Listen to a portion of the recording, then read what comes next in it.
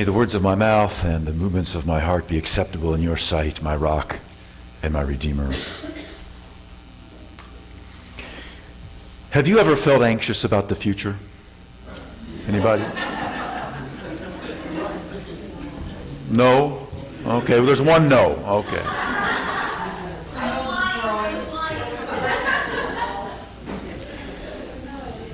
There's lots of examples, right? When I was singing up at the airport with my Yuletide group last month, the announcement, a 6-year-old boy named Danny is looking for his parents. Please come to the hospitality kiosk in Concourse C.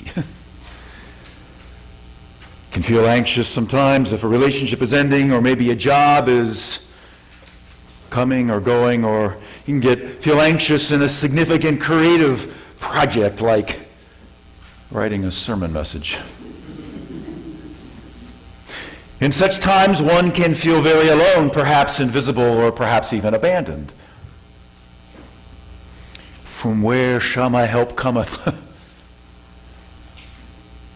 And how many times have I, or perhaps you, looked for the help when you really needed it and not seem to find it?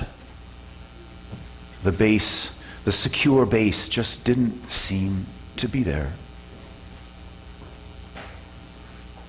Sometimes the anxiousness feels like an earthquake. Has anybody here been in an earthquake? You ever feel an earthquake? Yeah. I remember the first one I felt. I was in Japan a long time ago and was on the 7th floor of an office building. I think it was like a bookstore or something. And I was standing by the window and the blinds are swaying back and forth. And I said to a Japanese, I says, "Jishin desu ka? Is that an earthquake?" And they said, "Jishin da." Like, it's an earthquake. Happens all the time. No big deal.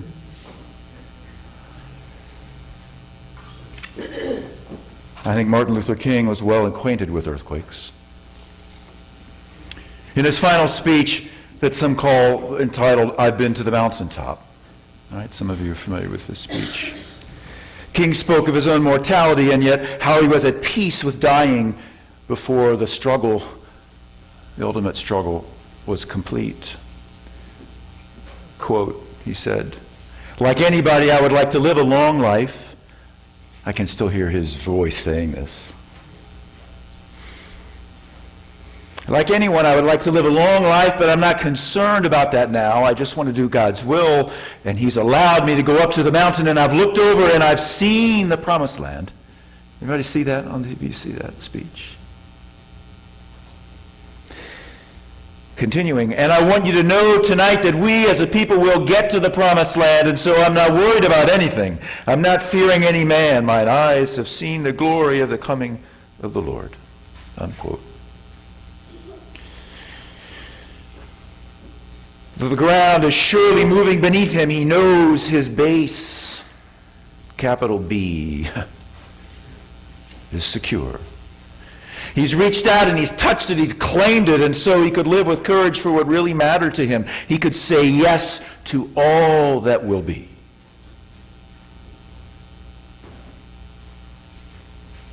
And of course, a mature believer like Martin Luther King knows that it is impossible not to be connected to the base or the source, or what Jesus calls the vine. King knows it's impossible not to be connected, in fact. But most people, run-of-the-mill people like me and maybe some of you, I don't know, aren't consciously there yet. That is, we're not saved from ourselves, which is really the only thing we need to be saved from. As Rohr put it, Richard Rohr, "You have never been separate from God except in your mind."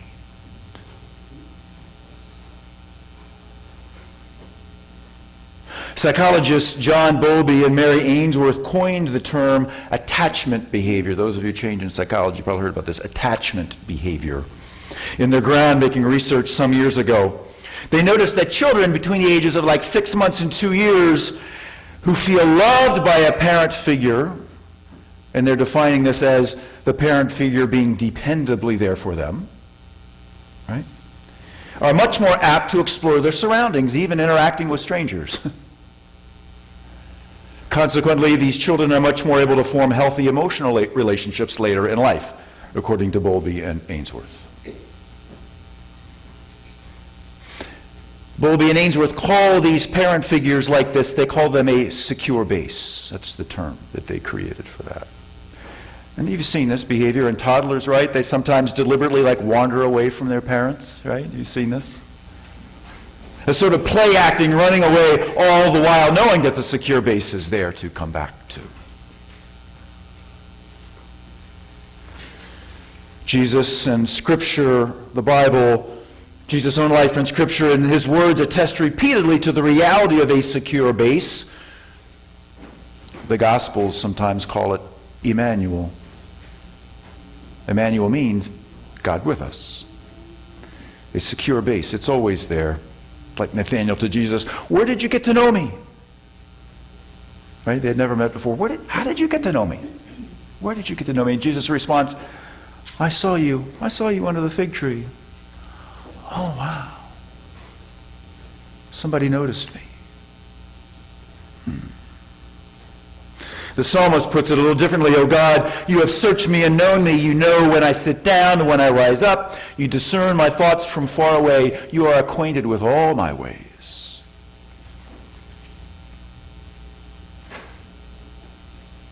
Rohr comments again. He says, your life is not about you. Now in America, that's a tough sell, but work with me on it. Your life is not about you. You are about life.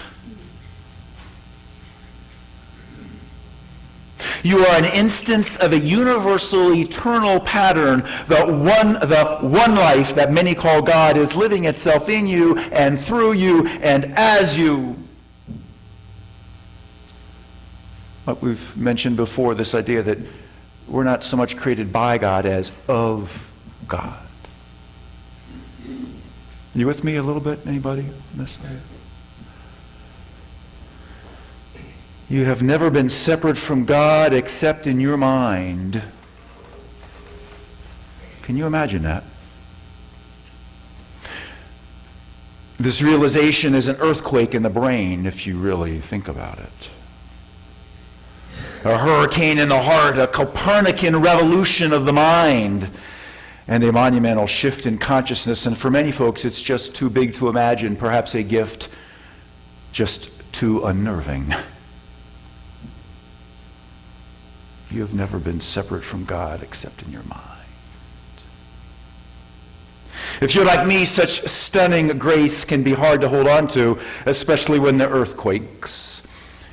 And I know this from experience, and I suspect some of you do as well.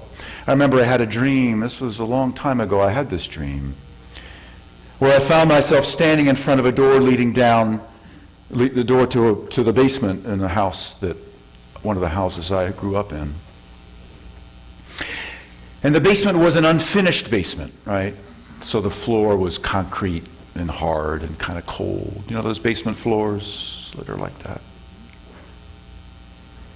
I was at a point in my life of confusion and frustration. Faith was feeling dry, anxiously looking for direction, anxiously looking for some sign of God's presence. And I remember unlocking the door, because it was always kept locked, and unlocking the door and looking down the steps, those hard wooden steps. These weren't carpeted steps, these were just hard wood steps that led down into the darkness.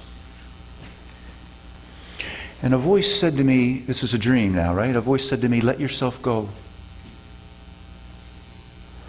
And so I did. I let myself, in the dream, I let myself fall down the stairs, tumbling down into a dark unknown and kind of waiting for either to crack my head on the cold concrete floor or to like disappear into oblivion. This is the dream, right? And then some arms caught me. And you know whose arms they were? They were my arms. They were my arms. And I said, who are you? And the voice said, Jim, I am always with you. And I woke up.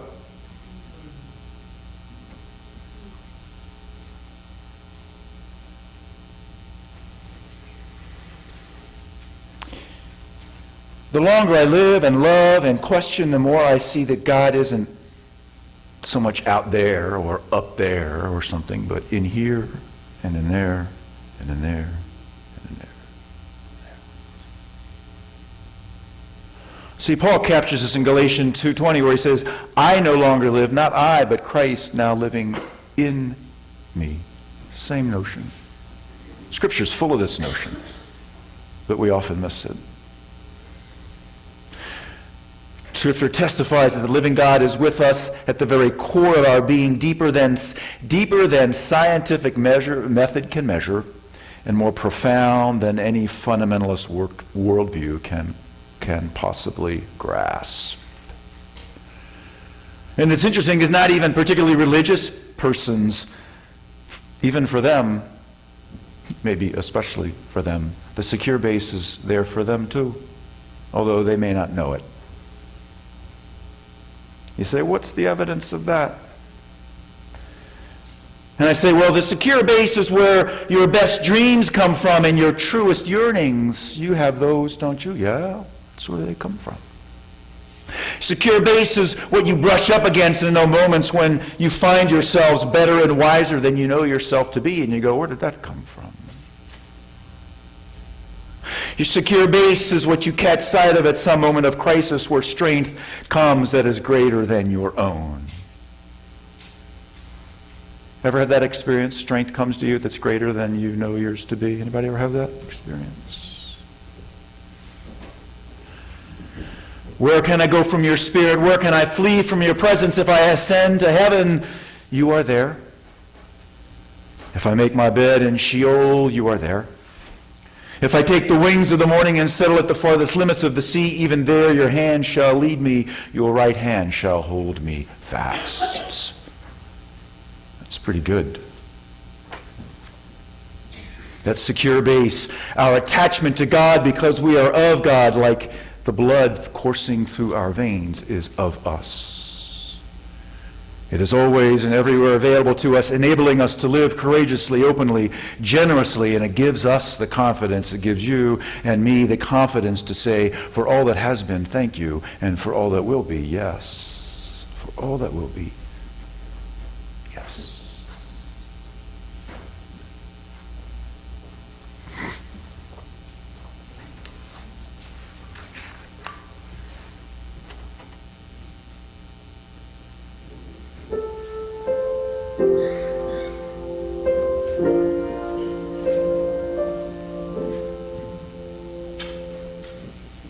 If I take the wings of the morning and I fly to the ends of the earth, and away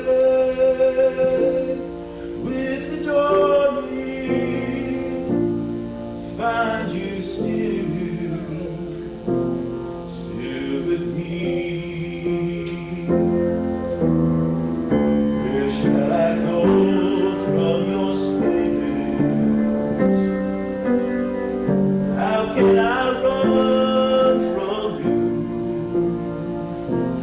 I ascend to the heavens or make my bed in hell. You are there as well. If I take and I fly to the ends of the earth, and awake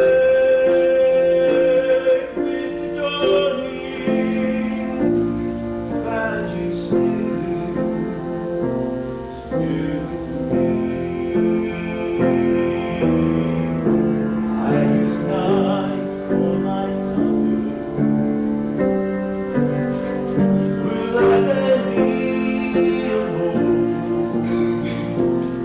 I say darkness will hide me, you'll never find me here. I will find that you are always near. If I take the wings of the morning